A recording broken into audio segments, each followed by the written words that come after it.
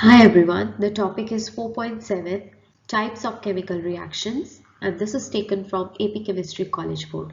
So in this topic I'll be talking about various types of chemical reactions. I'll be explaining them, that how can you find that what type of reaction it is. So let's start. First reaction is the acid-base reaction. Now we already know what is an acid, what is a base. Acid is the one which gives H positive and the base is the one which gives OH negative. In general, acids react with bases to form a salt and usually water. So here you can see that whenever an acid reacts with a base, it forms water and a salt here. And that's why this type of reaction is called neutralization reaction, because the products which are formed, they have a pH of 7. HCl has a pH of less than 7. NaOH has a pH of more than 7, and when they both react with each other, it neutralizes each other, and that's how we form the water and a salt. The salt, whatever is formed, it depends upon which acid and base we have taken. For example, in this case, HCl and NaOH react together to form NaCl as a salt, and when HNO3 react with KOH, it forms KNO3 as a salt, but the other product will be water always. Now, to find out that what salt it will be forming, we have to see that what are the cations and anions in each reaction. For example, in HCl, the H positive is a cation and Cl negative is an anion. So this Cl negative, which will basically combine with the cation of another reactant and form the salt. For example, here it is Na positive is a cation. So this Cl negative will combine with Na positive and form NaCl, and H positive will combine with OH negative to form water. And this is the reaction through which we can say that the water is formed. And the whole acid-base reaction is called neutralization reaction. Now let's see another type of reaction, which is oxidation reduction reaction. In combined form, oxidation and reduction reactions are called redox reactions, because at the same time in the same reaction, oxidation and reduction are taking place. Some of the common examples of redox reactions are combustion, corrosion, respiration, photosynthesis. So these are some of the common reactions which include the redox, that is reduction and oxidation at the same time. Now, how do we get to know what is reduction, what is oxidation? Reduction is gain of electrons and oxidation is loss of electrons, and you can remember it like with this mnemonic RIGOIL. So reduction is gain of electrons and oxidation is loss of electrons. Now let's see an example where we can see that the redox reaction is happening. When you combine copper 2 positive with zinc, what will happen?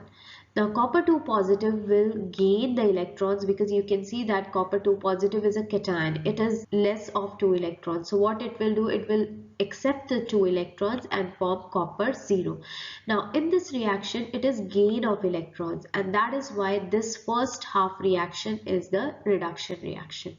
Now let's see the second reaction, which is zinc is converting to zinc 2 positive.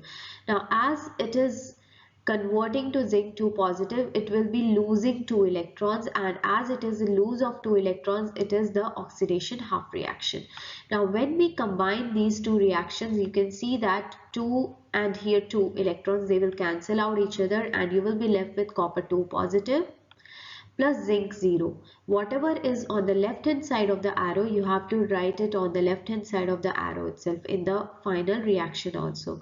So it will be copper 2 positive plus zinc 0, and it will give copper 0 and zinc 2 positive. Let me tell you one more thing, that whatever we write on the top, that is 2 positive and 0, these are called the oxidation states of these metals. For example, for copper 2 positive, the oxidation state is 2, and for zinc 0, the oxidation state is 0. So that is how we can explain the redox reaction.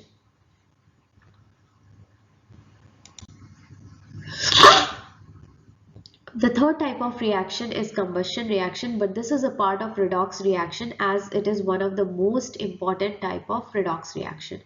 Now, what is a combustion reaction? Combustion reaction is a reaction in which the chemical species rapidly combine with oxygen and usually emit heat and light. For example, if you are burning the coal, that is an example of combustion reaction, because During that burning, that coal is basically combining with oxygen and it's giving out heat and light.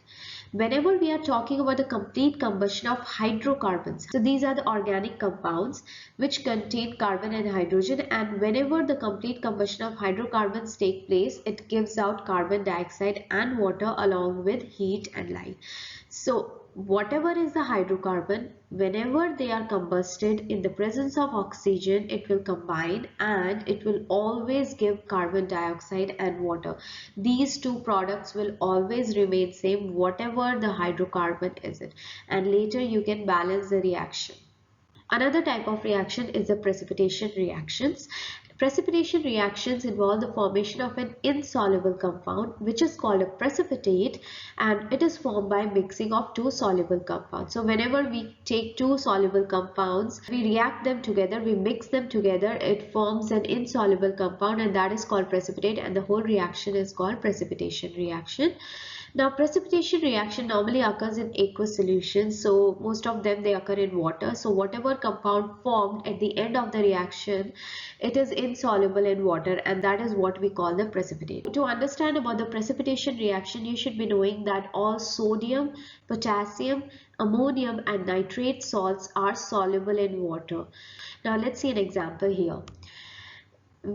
If you are given two compounds, which is lead nitrate and sodium iodide, you mix them together. So lead nitrate, as it is a nitrate salt, so it is soluble in water, and sodium iodide, as it is a sodium salt, so it is also soluble in water. So when these two react, how can we find out that what products will be formed, whether it will be precipitate or not? So let's see here. First of all, you have to convert it into ionic form. This thing I have already explained in the previous lessons also, that how do we actually write the ionic equation. You have to basically split the cation and anion. Here lead nitrate will be split as lead 2 positive plus NO3 negative.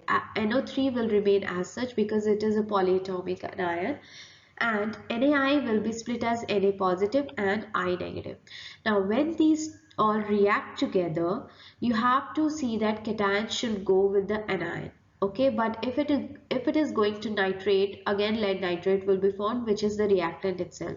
So lead will go to the iodide ion, and when they move to iodide ion, PbI2 will be formed, and Na will be combining with NO3 to form NaNO3. These are the products which will be formed. Now let's see if these will be soluble in water or not. Now when we are talking about sodium nitrate, that is NaNO3, it is a sodium salt. So it means that it will be soluble in water because all the sodium salts are soluble in water. And when we are talking about PbI2, PbI2 is insoluble in water. So that is where the precipitate is formed. So whenever you are taking lead nitrate, reacting it with sodium iodide in water, the precipitate formed will be PbI2. So how do we finally write the equation? That is lead nitrate, that is PbNO3 whole twice plus NaI, it will give PbI2 plus NaNO3, and the final ionic equation, the net ionic equation will be Pb2 positive plus 2I negative will give PbI2. If you want to know more about how to write the ionic equation and the net ionic equation, please see the topic 4.2. If you like this video, then please subscribe to my channel Log Iota and press the bell icon.